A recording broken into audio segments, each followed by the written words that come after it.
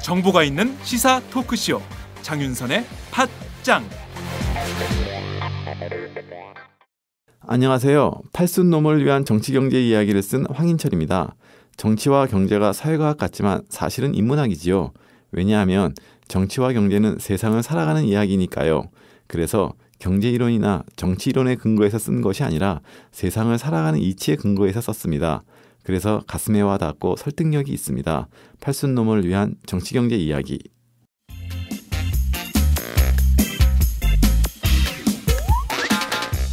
매일 정오 여러분의 점심시간 맛있게 씹어드실 뉴스를 보내드리는 장윤선의 팟짱. 매일나 신선한 뉴스를 맛보고 싶으시다고요? 보수 언론이 대충 훑고 지나간 뉴스 그 이면의 진실을 알고 싶으시다고요? 그렇다면 여러분의 곁에 장윤선의 팟짱이 있습니다. 좋아요와 구독하기로 응원해주세요.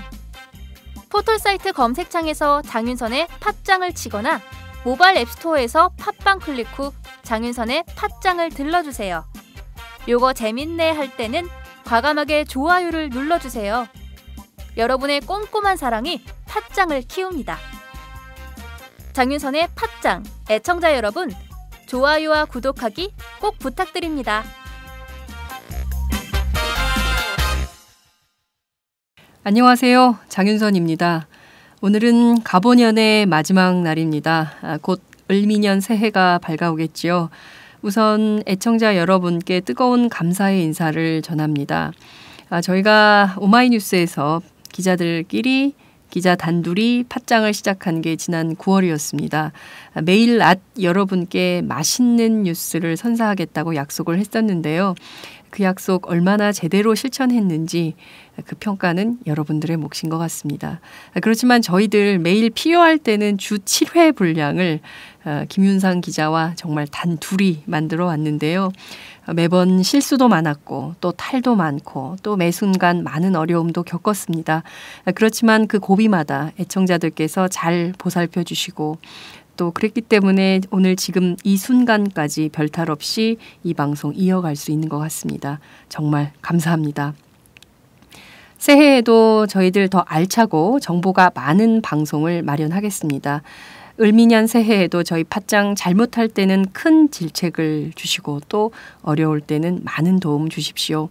여러분들의 큰 사랑으로 더 커지는 팟짱이 되도록 노력하겠습니다. 매 순간 저희들 열린 진보, 모든 시민은 기자다라는 시민 참여 저널리즘의 정신을 잊지 않겠습니다. 열심히 하겠습니다. 최선을 다하겠습니다.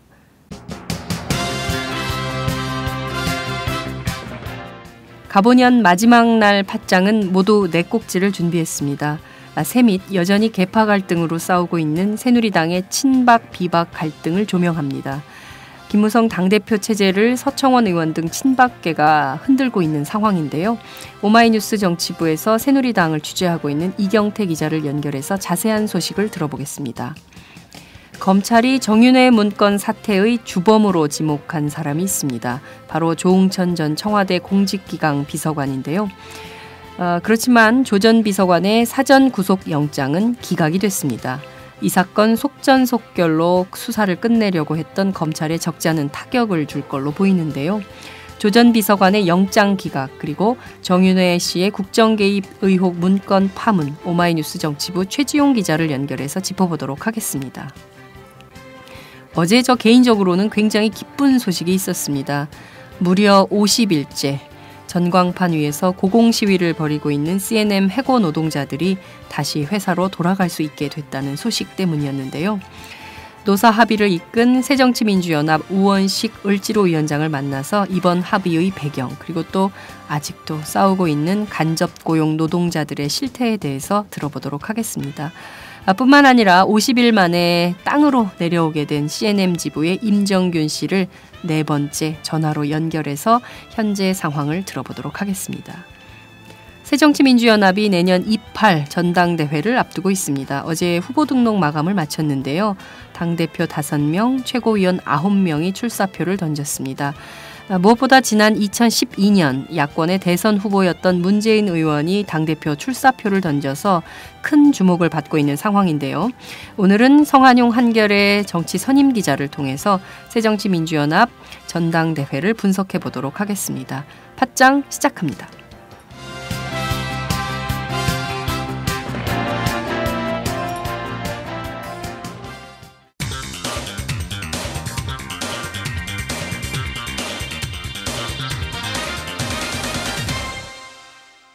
전혀 다른 뉴스. 전혀 다른 뉴스 시작하겠습니다. 검찰이 정윤회 문건 사태의 주범으로 지목했던 조홍천 전 청와대 공직기강 비서관의 사전 구속영장이 기각이 됐습니다. 관련해서 오늘은 오마이뉴스 정치부에서 야당을 취재하고 있는 최지용 기자를 연결해서 정윤회 문건 사태 관련해서 소식을 좀 들어보도록 하겠습니다. 최 기자 나와 계신가요? 예, 나와 있습니다. 네, 조 전 비서관이 결국 영장 기각이 됐습니다. 예, 제가 어제 그제죠. 이틀 전에 이제 네. 말씀을 드렸었는데요. 네. 기각될 가능성이 상당히 농후했고요. 네. 검찰이 무리한 수사로 이번 역시 기각이 될 가능성도 있다라는 전망들이 나왔었습니다. 네. 실제로 그렇게 됐고요. 네. 법원의 판단을 들어보면요, 범죄 혐의 사실의 내용, 그리고 수사 진행 경과 등을 종합했을 때 구속 수사의 필요성과 상당성을 인정하기 어렵다라는 내용을 발표를 했습니다. 네. 정확하게 이 영장 전담 부장 판사 같은 경우는 그 내용을 정확하게 다 알리진 않는데요. 네. 요지가 나온 게 지금 현재 이 정도인데 네. 이 내용은 결국 이제 지금 검찰이 제기한 조홍천 비서관의 혐의가 네. 이 상당성이 없다라는 판단인 겁니다. 네. 그리고 영장은 이제 증거인멸이나 또 도주의 우려가 있을 경우에 또 발부가 가능한데요. 네. 그런 것들도 이제 인정되지 않는다라는 법원의 판단이었습니다. 네. 결국은 이게 검찰의 무리한 수사로 비판이 제기될 수밖에 없는 지점으로 보입니다. 네, 실제로 검찰이 청와대 눈치를 보느라고 무리하게 구속영장을 청구했던 것이 아니냐 이런 비판이 제기되고 있는 상황인 것 같은데요.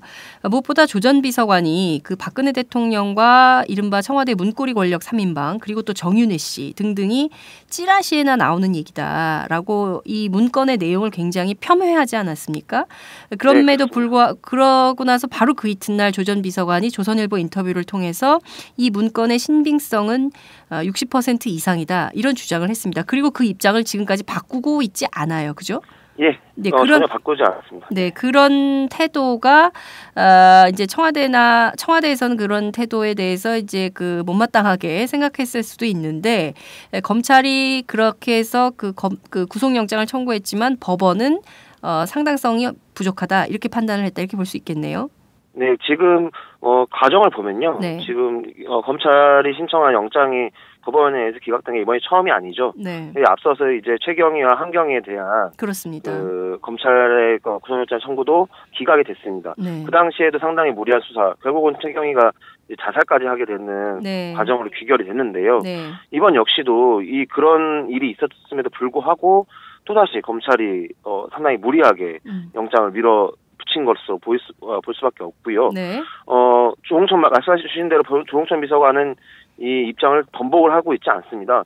다만 말은 아끼고 있고요. 네. 특히 이제 최근에 페이스북을 개설을 해가지고 네. 페이스북을 통해서 이제 메시지를 전달하는데 계속 그 말을 하고 있습니다. 자신은 두꺼운 일을 한 적이 없다라는 이야기를 하고 있기 때문에 청와대 입장에서 보기에는 지금 마지막 이 사건을 유출 사건으로 정리하는데 마지막 퍼즐을 이제 조홍천 비서관의 이 법적 처벌로 마지막 퍼즐을 맞추려고 한 것 같은데요. 네. 그 퍼즐이 지금 약간 어긋난 듯한 모습입니다. 검찰이 이제 조 비서관의 혐의가 박경정 지금 이제 처벌을 받게 돼 있는 박경정보다 훨씬 중하다고 하면서 이 영장을 청구했던 거였는데 그렇죠. 법원이 이거를 일단은 이 검찰 수사가 부족하다라고 하면서 기각을 했기 때문에 검찰 수사가 흔들릴 수밖에 없는 지점인 것 같습니다. 네, 말씀하신 대로 이 문건 유출 사건의 마지막 퍼즐을 조홍천 전 비서관의 구속으로 맞추려고 했었는데 이제 그것이 삐끗하게 된 이런 상황인 건데 여전히 그 문건 내용에 대해서는 검찰의 수사 내용을 확인할 수가 없어요. 그죠?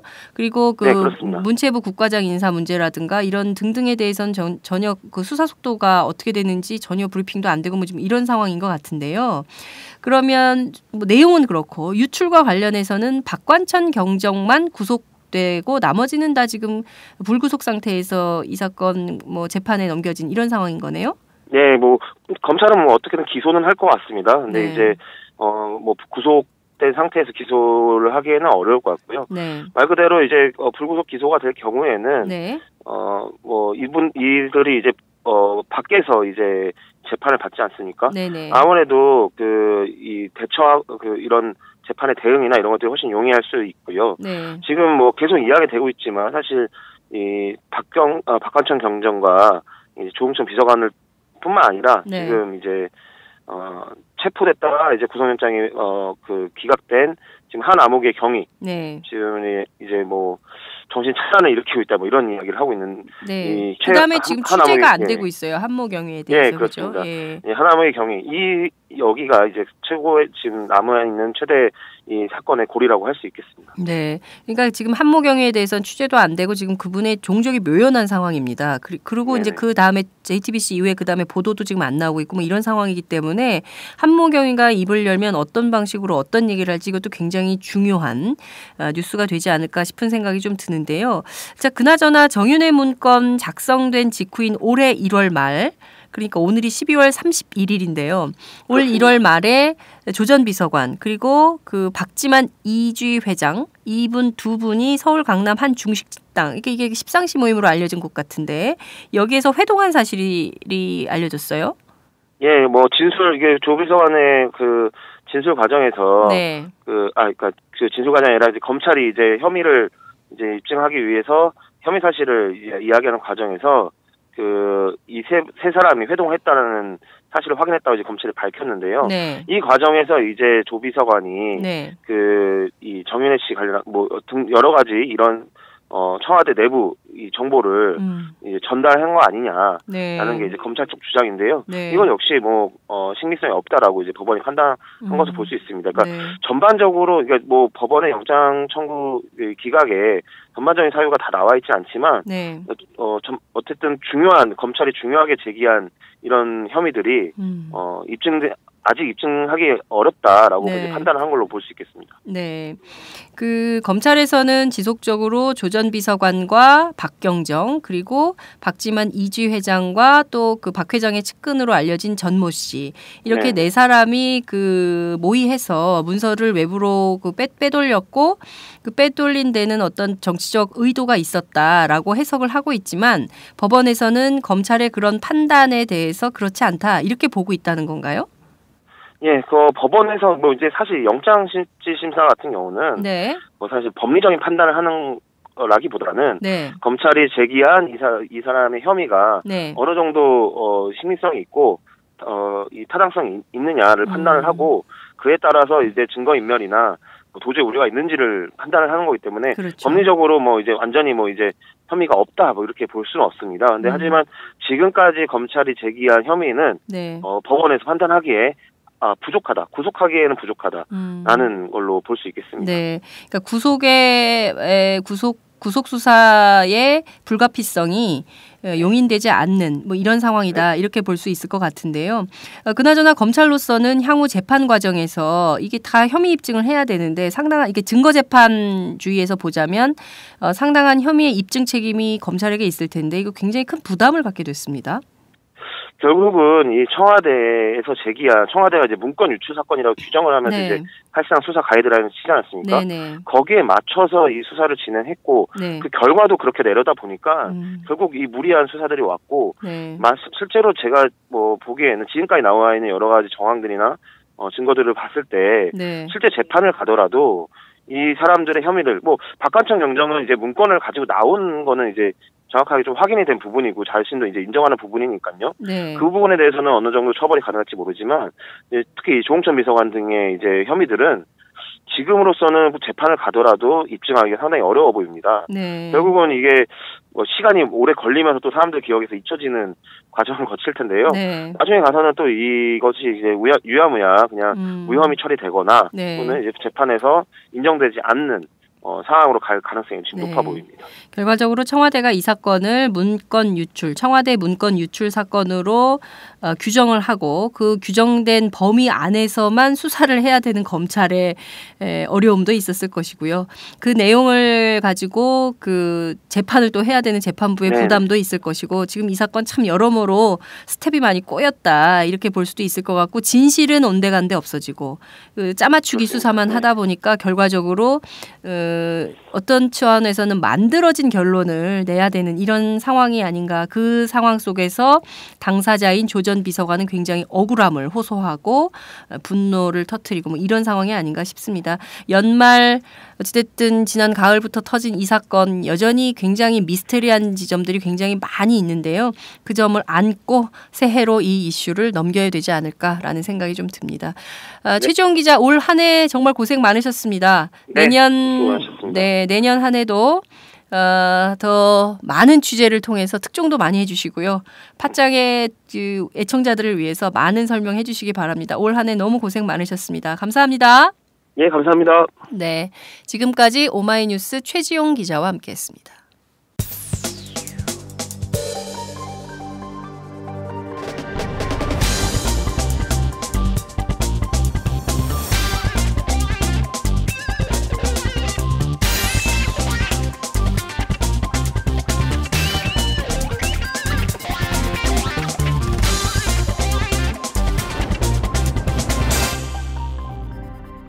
장윤선의 팟짱.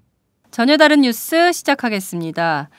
새누리당 안에 있는 친박근혜계 그리고 비박근혜계 간의 갈등이 수면 위로 드러나고 있는 양상입니다. 친박 핵심 의원들이 공공연하게 김무성 대표 체제에 대한 불만을 쏟아내고 있는 장면에서 그 점이 드러나고 있는데요. 박근혜 정부 집권 3년 차를 맞이하는 내년부터는 당권 경쟁, 당내 주도권 싸움이 더욱 치열해질 것이다라는 분석과 관측이 쏟아지고 있는 상황입니다. 오늘은 새누리당 내부의 계파 갈등 어떤 정도에 치닫고 있는지 오마이뉴스 정치부에서 새누리당을 취재하고 있는 이경태 기자를 연결합니다. 이 기자 나와 계신가요? 네, 안녕하세요. 이경태입니다. 네. 새누리당 친박 의원들이 어제 김무성 대표를 강도 높게 비판했어요. 그죠? 네, 어제 친박 의원 모임인 국가경쟁력 강화 포럼이 송년 오찬 모임을 가졌는데요. 네. 공교롭게도 김무성 대표가 출입 기자단을 대상으로 연 송년 오찬 모임과 같은 시간대였습니다. 의뢰에 있는 송년 모임 중 하나라고 하는데 네네. 분위기가 완전 달랐죠. 일단 확실하게 친박 쪽에서 세 가지를 했습니다. 서청원 최고위원, 네. 홍문종, 이주영, 노철래, 윤상현, 함진규 등 35명 가량의 의원들이 참석했고요. 그리고 얼굴만 좀 비춰간 의원들까지 있어요. 네. 이 의원들까지 포함하면 약 40명 가량 정도 될 것으로 보입니다. 네. 게다가 마이크까지 사용해서 당대표를 공개적으로 비판했거든요. 네.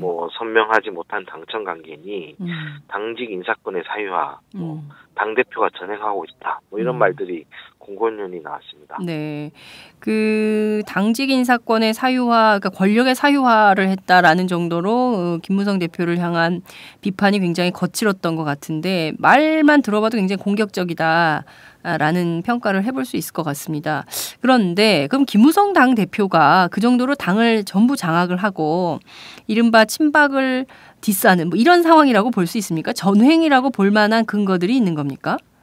글쎄요, 좀 의문입니다. 왜냐하면은 김무성 당 대표가 전당대회 당시에 한 말하고 비교하면은 네. 그동안 6개월 동안 상당히 신중하게 움직였거든요. 네. 실제로 박세 한반도 선진화 재단이 명예이사장을 여의도 연구원장에 임명하는 문제를 놓고도 아직 매듭을 못 지었습니다. 그랬죠. 이것도 친박이 반발해서 그랬거든요. 네. 그런데 이제 여의도 연구원장은 사실 당대표 고유 권한이거든요. 그렇죠. 그런데 이주영 의원이 해수부 장관으로 가면서 10개월째 공석으로 지금 원장 자리가 비어 있어요. 네. 이런 일을 하나도 박세 카드로 내정을 이제 하려고 하는데 친박이 거세게 반발하는 것 때문에 임명도 못하는 당대표가 과연 당을 장악하고 있다. 네. 뭐 이런 정도의 평가를 할 수 있을지 좀 의문입니다. 네.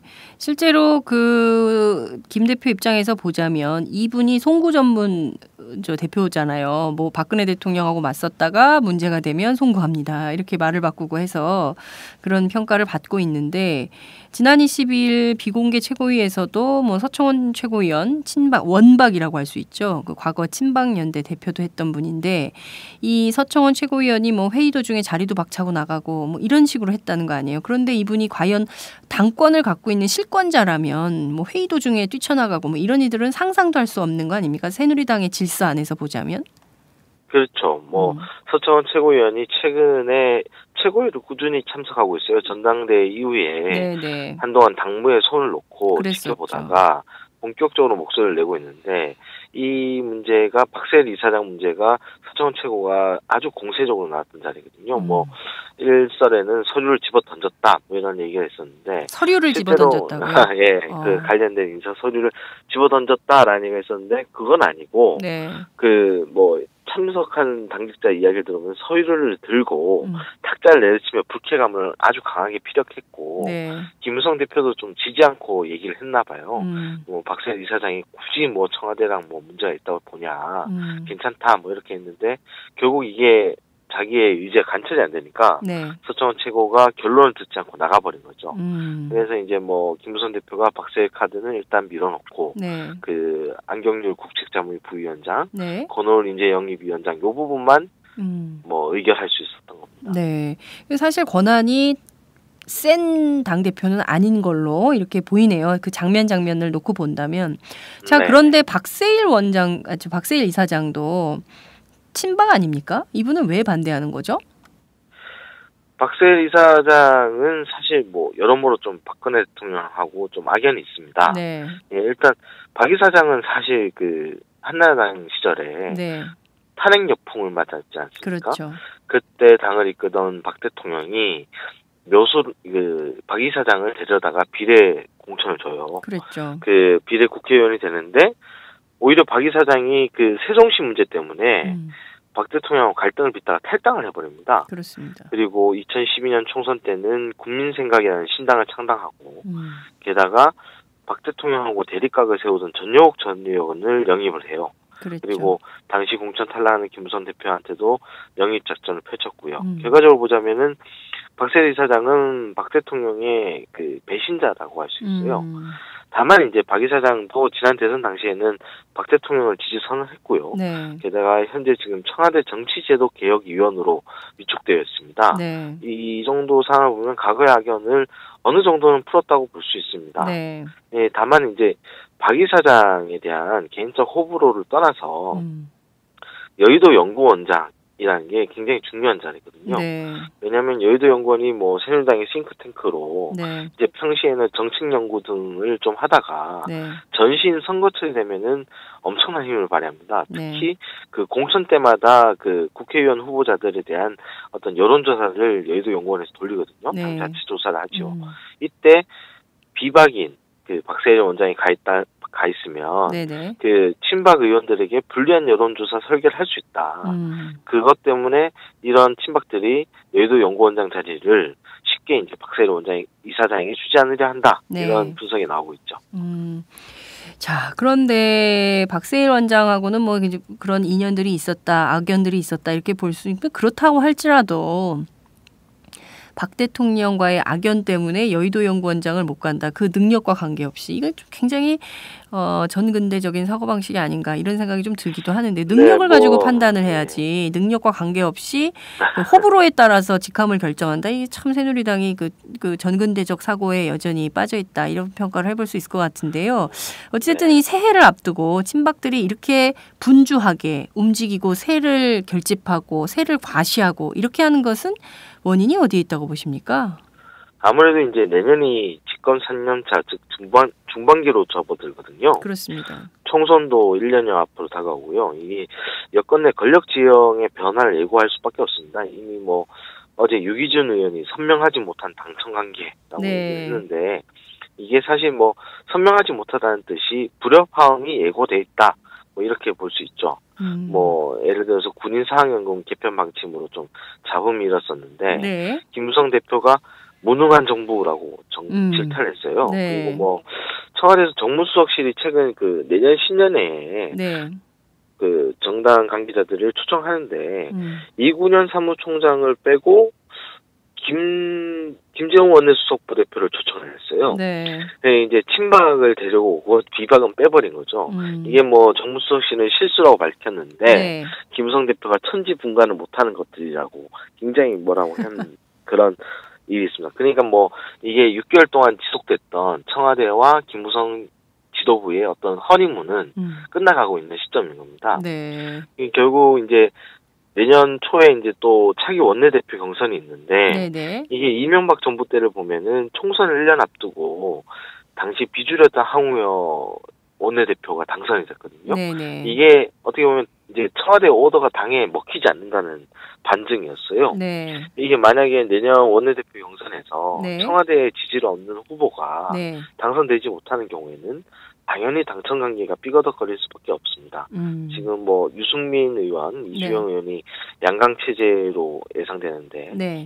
지금 이주영 의원은 저 해수부 장관을 지내면서 박 대통령의 신임을 듬뿍 얻었고 네. 실제로 어제 그 국가 경제력 강화 포럼에 참석해서 또 네. 인사도 하긴 했어요. 그러니까 친박계 지지를 좀 얻는다라고 볼 수 있죠. 네. 그러니까 그 지금 보면 원내대표 경선도 그렇고 또 이제 그 집권 박근혜 정부 집권 중반기에서 뭔가 당내에서 세력을 형성을 해서 박근혜 정권을 서포트해야 되겠다라고 친박들이 이제 생각을 하고 전열 정비를 해서 힘을 쓰려는 이런 국면으로 이해를 해야 될 것 같다는 생각이 좀 드는데요. 사실 그 군인연금 사학연금 문제 관련해서는 이거 국민적으로 질타를 받았던 사건이기도 한데요. 이 정도와 관련해서 집권 여당의 대표가 정부에 대해서 무능하다 이 정도 지적할 수 있는 거 아닙니까? 이런 말도 못하게 하는 건가요? 박근혜 정부는 참 답답하다라는 생각이 좀 드는데요. 박근혜 대통령이 지난 19일 친박 중진들만 따로 불러서 비공개 만찬을 한 이런 일도 공개가 됐습니다. 왜 친박 중진들만 따로 불러서 7명을 이렇게 따로 불러서 비공개 만찬을 했을까요? 뭐 청와대는 일종의 있는 소통의 일환이었다. 네. 뭐 비박계 의원들도 곧 부를 것이다. 뭐 이런 얘기를 했는데. 네, 친박 비박 따로 부르는 이유는 또 뭡니까? 아유 정말 애들도 아니고요. 예. 이게 사실 그렇게 앞뒤가 안 맞는 말이다 보니까 네. 예 결국에는 대통령이 당을 관리하기 시작했다. 뭐 이렇게 볼 수 있죠. 청와대가 뭐 본격적으로 당 관리에 나섰다. 그렇죠. 네. 부른 사람들 몇 면을 봐도 서청원, 정가균, 유기준, 김태한, 서상기, 안홍준, 최경환 이 사람들이거든요. 전부... 이게 뭐 당선 2주년 행사인데 네. 실제로 온 사람들이 친박 송골들이에요. 네. 이게 최경환 부총리가 그 모임에 참석할 사람들을 골랐고요. 네. 그런데 김무성 대표는 대선 때 총괄선대 본부장을 맡았습니다. 그렇습니다.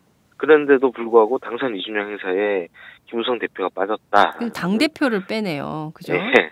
의도된 배제이죠, 사실상. 의도됐다라고 볼 수밖에 없습니다. 게다가 네. 뭐, 이 해동 이후 8 만에 이제 친박 의원들이 목소리를 세게 내기 시작했고요. 네. 결국에는 대통령도 당이 이제 어떻게 갈지, 이제 자기가 생각하는 국정 드라이브를 걸기 위해서는 여당이 전폭적으로 서포트를 해야 되는데, 네네. 지금 비주류가 당을 잡고 있기 때문에, 친박이 아닌, 네. 비박이 잡고 있기 때문에, 요 당의 친박 주류에 힘을 실어주는 모양새가 나오는 겁니다. 예, 뭐 당장 당내에서도 그런 비판이 나와요. 당을 네. 분열시킨다. 김용태 의원이 오늘 YTN 라디오에 나와서 네. 오해를 살 만한 부분이 분명히 있다. 그리고 오얏나무 아래서 가끔 고쳐 매지 말라 그랬다. 뭐 이렇게 지적을 했고요. 네네. 그리고 친박들이 이제 김무성 대표에게 뭐 전행한다. 뭐 이런 얘기를 하는 것도 한 줌도 안 되는 당권을 가지고 싸우는 게 네. 이 자체가 우리 스스로 기반을 허무는 거다. 뭐 새정치연합처럼 개파 싸움 하자는 거냐. 뭐 이런 비판을 했습니다. 네.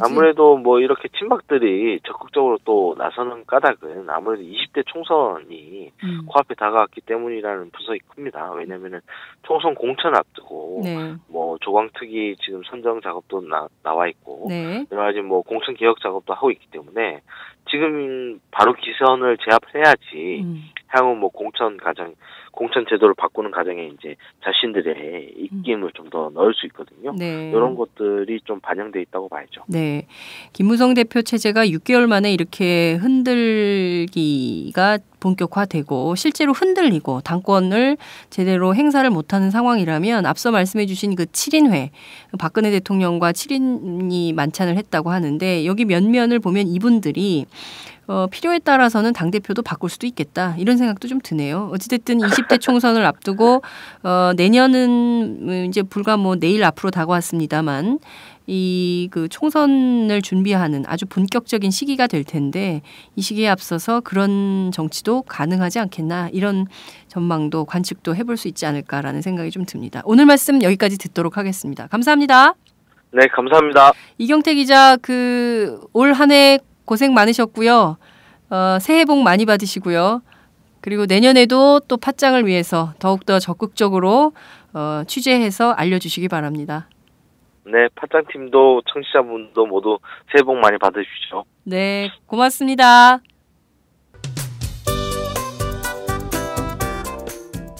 안녕하세요. 장윤선의 팟짱 애청자 여러분. 저는 김병기입니다.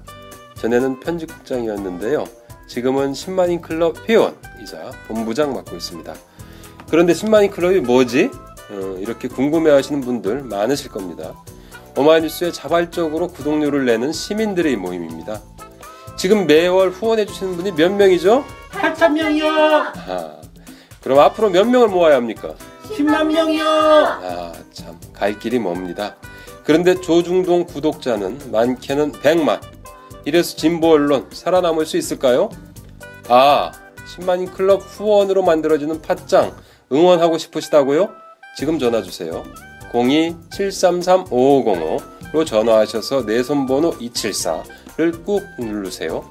오마이뉴스 기사의 모든 기사 하단에 동그란 주황색 배너를 누르셔도 됩니다. 여러분들의 참여로 팟짱이 웃음소리 더 커질 수 있습니다. 감사합니다.